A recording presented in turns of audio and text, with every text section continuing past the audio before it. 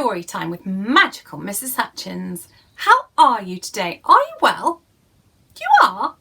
Fantastic. Well, today I thought I might share with you an Elmer adventure. So today I'm going to be reading Elmer and Rose, and it's written by David McKee. So if you're sitting comfortably, I shall begin. A young friend of Elmer's named Rose blushes from her head to her toes, or sometimes instead from her toes to her head, but never from her tail to her nose. Elmer, the patchwork elephant, was with his cousin Wilbur. They were looking at the herd of elephants. "Jolly fellows," smiled Wilbur, "but not exactly unique." "They're all unique," said Elmer, "just not as different as us. Imagine a herd of elephants like you or me." At that moment, Bird arrived and said, "Grandpa Eldo wants to see you two." "Come on, Wilbur," said Elmer. Grandpa Eldo was looking under a bush. "Where is she?" he muttered. Then, seeing Elmer and Wilbur, he said, "She must be hiding from you two."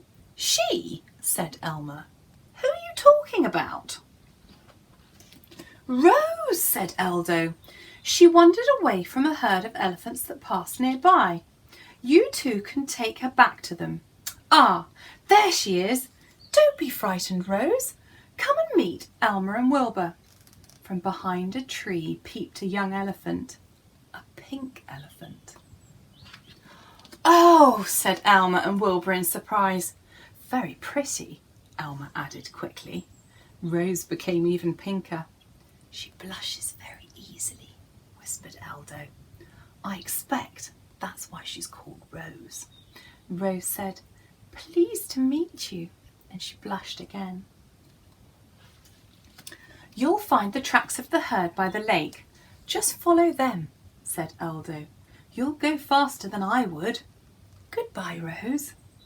Rose said goodbye very sweetly, blushed a deeper pink, and ran after Elmer and Wilbur. At the lake they met another elephant. Rose stared and hid between Elmer and Wilbur. "Hello, Elmer. Hello, Wilbur," said the elephant. "Hello," he continued awkwardly, looking at Rose. "Rose," said Elmer helpfully. After the elephant had gone, Rose said, "That's a strange one." Every so often, to make their journey more fun, they raced each other.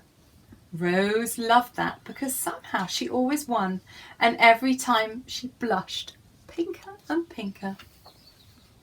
Between races, Wilbur played tricks with his voice.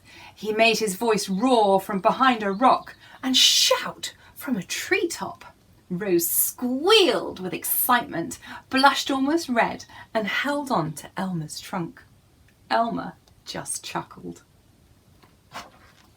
Suddenly, Rose said excitedly, "Listen! They're just over the hill. I'll go alone now. You may upset the others. They're quite shy. You're all such unusual elephants, especially the strange grey one we saw. Thank you so much for bringing me back." "Come and visit us sometime," Elmer called after her. "Strange grey one? What did she mean?" asked Wilbur. "I think she was joking," said Elmer. From the hill they watched Rose safely join the herd. "She wasn't joking," said Elmer. "No wonder she found the grey elephant strange."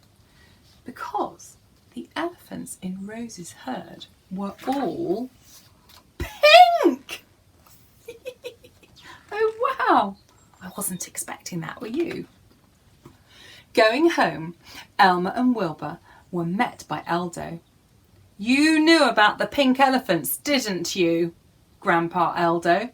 said Elmer. "Yes, and I wanted you to see them," said Eldo. "Rose was nice," said Wilbur. "I thought she was very unique, and she thought the grey elephant was unique. They're probably all nice, unique or not, said Elmer. Wilbur grinned. Remember what you said, Elmer? Imagine a herd just like us. Especially you, Elmer, laughed Eldo. Elmer smiled and said nothing. He was imagining a herd of elephants like himself. The end. Well, thank you so much for sharing the story with me today. Today we've been reading Elmer and Rose by David McKee, and hopefully you'll come back and join me for story time again very soon. Take care. Bye.